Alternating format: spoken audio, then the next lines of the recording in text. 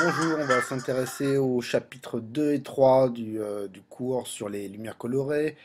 Et puis la deuxième partie, ça sera les sources de lumière. On va commencer aujourd'hui simplement pour s'intéresser aux lumières colorées.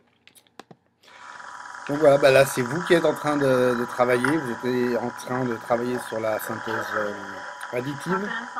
Donc qu'est-ce que c'est que la synthèse additive? C'est tout simplement le mélange de lumières colorées.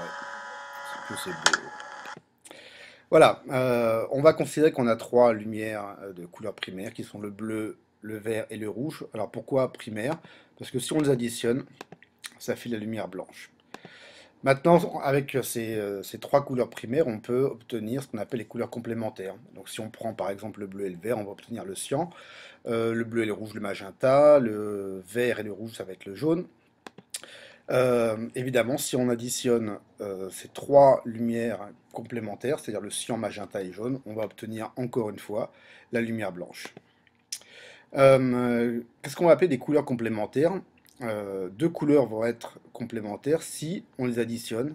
On va réobtenir la lumière blanche. Donc par exemple, le bleu et le jaune sont des couleurs complémentaires, le vert et le magenta, ainsi que le rouge et le cyan. La synthèse soustractive, l'idée c'est simple, c'est qu'on va avoir une source de lumière colorée et on va essayer de soustraire des couleurs de cette lumière. Alors je prends un exemple. L'exemple le plus simple, c'est l'utilisation des filtres. Si on prend un filtre rouge et qu'on le place sur le trajet de la lumière blanche, donc je rappelle que la lumière blanche, elle est composée en fait des trois couleurs primaires, c'est-à-dire le rouge, le bleu et le vert. Le filtre rouge va avoir pour effet d'absorber, alors il faut faire attention au vocabulaire, hein. Euh, le filtre rouge va absorber les lumières bleues et vertes, par contre, il va pouvoir transmettre la lumière rouge.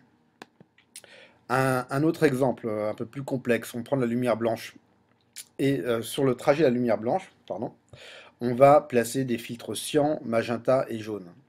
Donc ça, c'est le piège classique. On vous dit qu'est-ce qui se passe quand on additionne, quand on superpose tous ces filtres.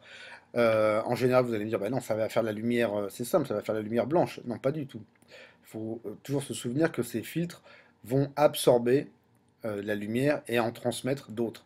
Donc si je place le filtre cyan, il va laisser passer simplement la lumière cyan, c'est-à-dire un mélange de bleu et de vert. Par contre, il va absorber le rouge. Maintenant, si on a la lumière cyan qui passe sur un filtre magenta, alors le magenta va laisser passer le rouge et le bleu, il va absorber le vert. Donc le vert qui était contenu dans la lumière cyan est absorbé. Il ne reste plus que du bleu. Et si on place un filtre jaune, le filtre jaune va laisser passer les radiations qui sont rouges et vertes. Maintenant, on a du bleu qui rentre sur le filtre jaune. On va donc avoir le bleu qui est absorbé. Donc derrière, on ne verra aucune lumière. La couleur d'un objet. Alors, il faut savoir qu'un objet n'a pas de couleur propre. Enfin, il n'a pas de couleur propre. Par contre, sa couleur va dépendre de la lumière qui va l'éclairer. Je prends un exemple simple.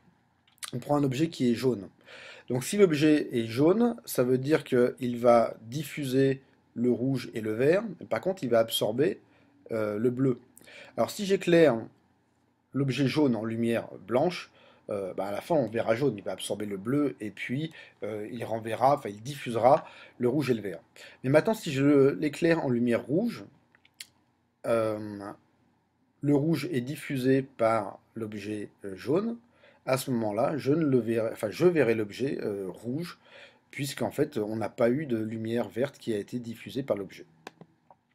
On va prendre un deuxième exemple. On prend un objet qui est bleu. Alors, si l'objet est bleu, ça veut dire que en lumière blanche, il va diffuser que le bleu. Par contre, il va absorber toutes les radiations rouges et vertes.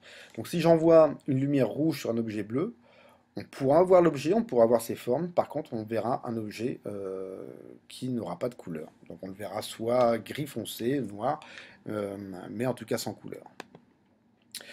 Euh, des exemples de synthèse soustractive, mais pas avec des filtres. La synthèse soustractive, on l'a dans l'imprimerie, on l'a en peinture.